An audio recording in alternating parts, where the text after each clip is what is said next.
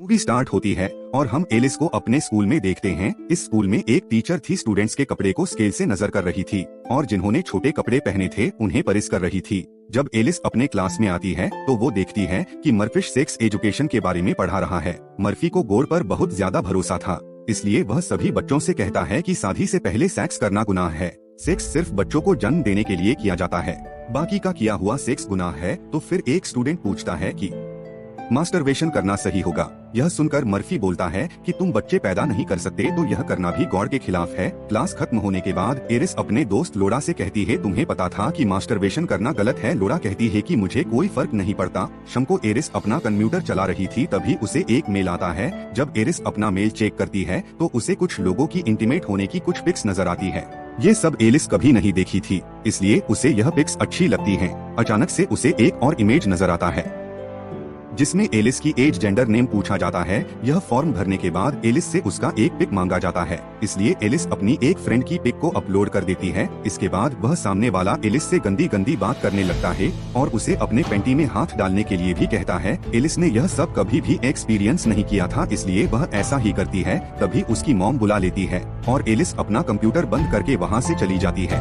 अगले दिन जब वह कैंटीन में थी, उसकी एक फ्रेंड उससे कहती है कि तुम सेक्स चैट में इंटरेस्ट रखती हो और लोरा उससे कहती है कि शायद तुम सेक्स चैटिंग में इंटरेस्ट रखती हो। एलिस को सैनिटॉक्सिन का पता नहीं था, इसलिए यह सुनने के बाद भी एलिन कुछ नहीं समझ पाती। वो लड़की इन दोनों को स्कूल ट्रिप पर आने के लिए इनवाइट करती है।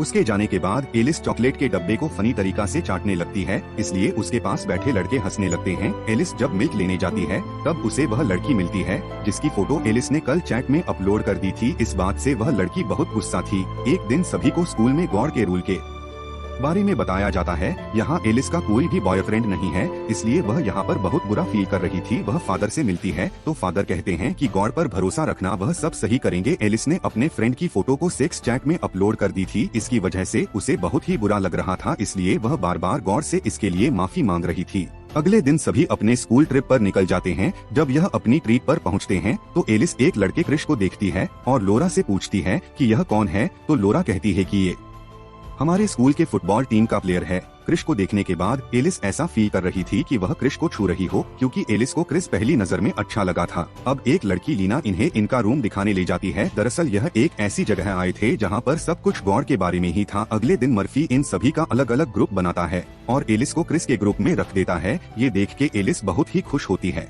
फिर से इनके टीचर मर्फी गॉड के बारे में स्पीच देने लगता है कि हम मौजूद है तो सिर्फ गॉड की वजह से गॉड ही सारी दुनिया को चला रहे हैं। उसके बाद वो सभी को कोई पेपर देता है। इस पेपर पर लिखा था कि आज तक सभी ने क्या फील किया है। जब एलिस टिक लगाने लगती है तो एलिस इसी के साथ टर्न ऑन पर भी टिक कर देती है। बाद में उसे एहसास होता है कि उसने गलती कर दी है, इसीलिए उस टिक को मिटाने लगती है, लेकिन वो नहीं मिटता। तभी टाइम खत्म हो जाता है। एलिस को पेपर देना पड़ता है। कुछ देर में ये कैंटीन में होते हैं। तब एलिस फिर से क्रिश को देखती है और अट्रैक्ट होने लगती है। इतने में ही नीना गॉड के बारे में स्पीच देती है। मेरे मॉम डैड की मौत की जिम्मेदार में खुद को समझ रही थी, लेकिन गॉड के पनाह में आने के बाद सब कुछ ठीक हो गया। अगली सीन में एलिस को हम रूम में देखते हैं। वह अपने मोबाइल में गेम खेल रही थी। यहाँ आने का एक रूल था, यहाँ फोन अलाउड नहीं है। एलिस फोन को छुपा कर ले आई थी। जब एलिस गेम खेल रही थी तो उसका मोबाइल वाइब्रेट होता है, तो वह मोबाइल को प्राइवेट पार्ट में टच करने लगती है, लेकिन वह गॉड की मूर्ति को देखकर रुक जाती है। अगले दिन सभी लोग जंगल की तरफ जाते हैं तो एलिस नीचे गिरकर पैर में लगने का बहाना बनाती है। यह देखकर क्रिस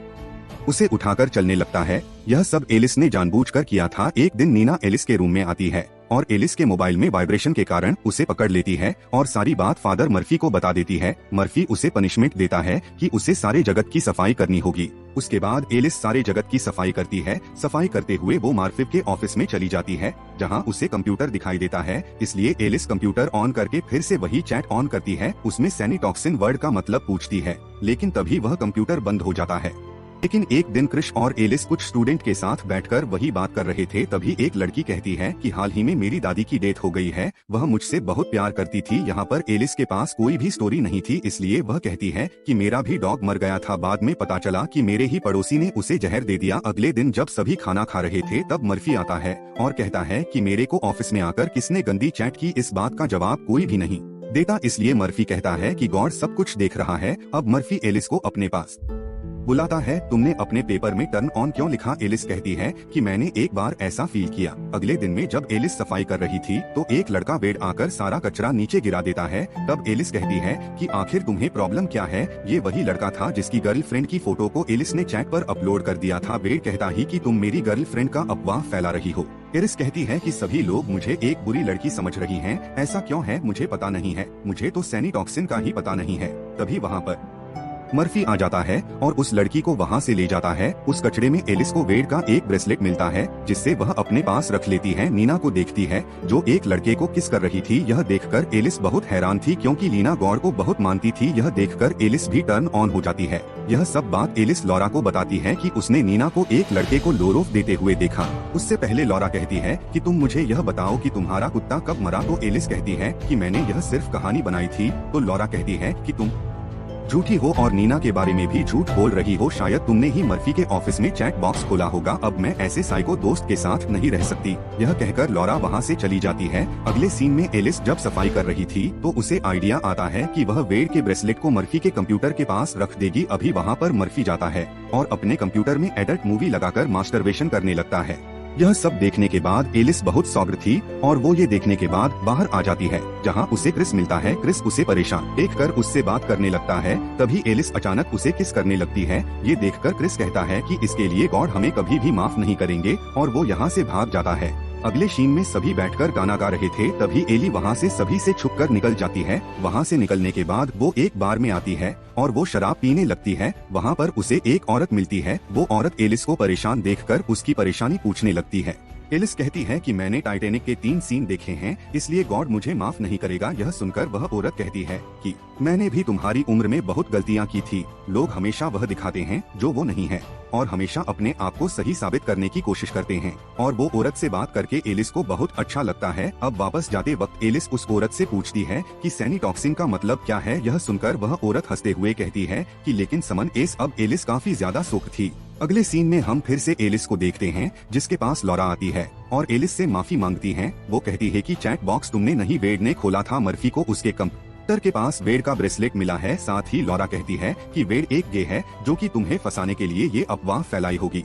यह सब सुनने के बाद एलिस को बहुत बुरा लगता है क्योंकि उसने वो वेड को फंसा दिया था। इसलिए वह सबके सामने जाती है और सभी से कहती है क्यों हम अपना असली चेहरा सभी को नहीं दिखाते। हम हमेशा क्यों ये सोचते हैं कि हमने कोई पाप किया है। हर बार यह सोचने पर हम अकेला महसूस करते हैं। लोग हमसे दूर भागने लगते हैं और मुझे नहीं लगता कि कोई भी गॉड ऐसा चाहते होंगे। यह सुनने के बाद सभी लोग काफी ज्यादा शॉक थे और एलिस वहाँ से चली जाती है। अगले दिन मर्फी से मिलती है और वह कहती है कि मैंने एक पाप किया है। मैंने एक गंदी मूवी देखी जिसमें लड़की ने पिंक ब्रा पहनी थी। एलिस उस वीडियो की बात कर रही थी जिसे मर्फी अपने कंप्यूटर पर देख रहा था। एलिस कहती है कि क्या इसके लिए गॉड मुझे माफ करेगा। मर्फी कहता है कि यह तुम्हारे और गॉड के बीच की बात है, इसमें मैं कुछ नहीं कर सकता। मूवी के लास्ट सीन में एलिस को टाइटैनिक मूवी को देखकर मास्टरबेशन करते हुए देखते हैं और ये मूवी यहाँ पर एंड हो जाता है। ये एक्सप्लेनेशन अच्छा लगा हो तो वीडियो को लाइक करें और भी ऐसे ही वीडियो देखने के लिए चैनल को विजिट एंड सब्सक्राइब करो।